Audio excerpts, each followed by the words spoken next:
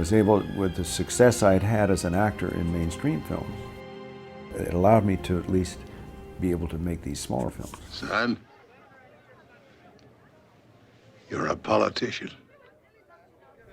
And that were the stories I wanted to tell about the America that I saw. I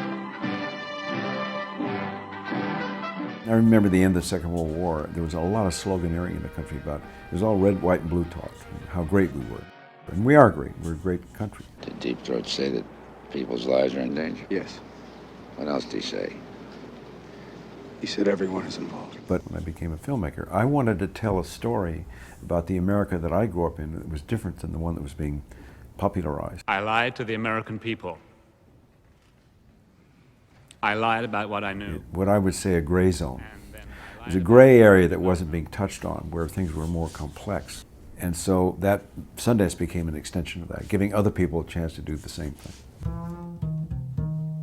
But what I wanted to do is to create a mechanism where new artists would have a place to come develop. And I would call on my own colleagues who were experienced. They were writers, directors, actors, cinematographers, editors.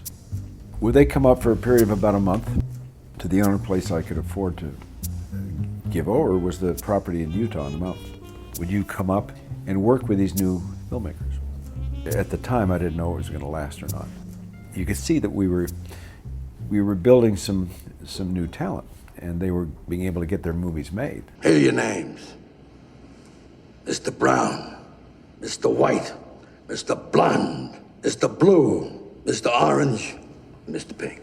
Why am I Mr. Pink? And then there was Reservoir Dogs, Quentin Tarantino. Mathematics is the language of nature. Darren Aronofsky and Pi.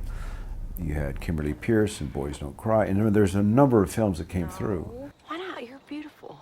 And that allowed me to stay alive because it got just enough attention for me to keep going. But it was a rough road for about 10 years with Sundance. But the mainstream wasn't allowing any space in the theater for it. So I thought, well, it'd be sad to have just evaporate after they come through this lab. So maybe what we can do is create a festival and have them gather and just create a community of filmmakers to look at each other's work. The next thing was how do you get people in Utah? A lot of people see Utah as a theocratic state, you know, the culture that's very religious, basically. And that religion doesn't seem to, let's just say it would frown on all kinds of films. So what are you doing? You're crazy.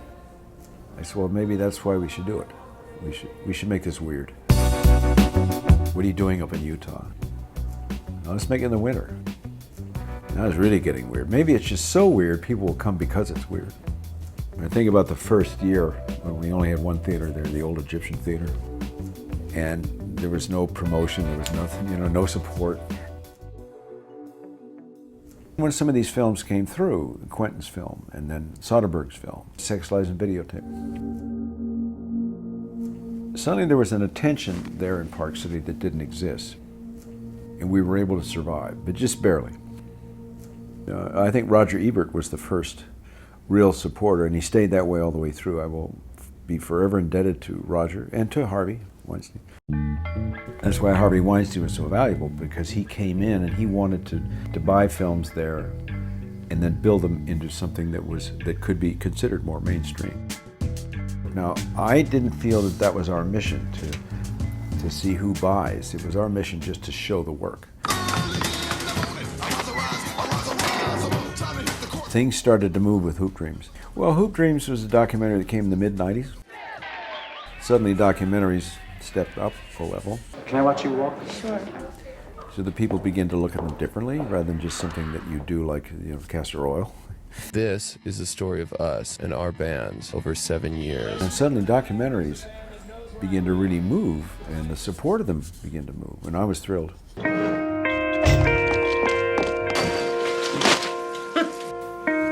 Things really started to move in the 90s. I thought, wow, oh, I get it. People are coming here because they're going to be able to see something they wouldn't get to see normally in the mainstream marketplace. Success it has a dark side. And I realized that the tension we were now going to be facing was going to be, because I didn't want us to be chasing the money, and it was tempting to chase the money. There's a reason I didn't have this in the beginning in Beverly Hills or New York City. You know, it's gotten very big, obviously, but everybody's been super supportive. And I wanted it to be removed from that. I wanted it to be removed and isolated and more intimate, but completely free of any kind of influence that money can bring. I just feel that if we don't close this down now, it's going to grow itself into a mess. I don't think we can do what we started out to do anymore. That hasn't happened yet, but I don't. If that moment came, what do you do? You ever see Manhattan?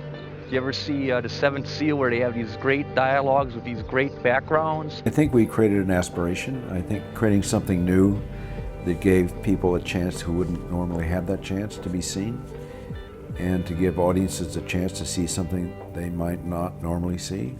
That to me is a huge plus. If it's done that, then I'm happy.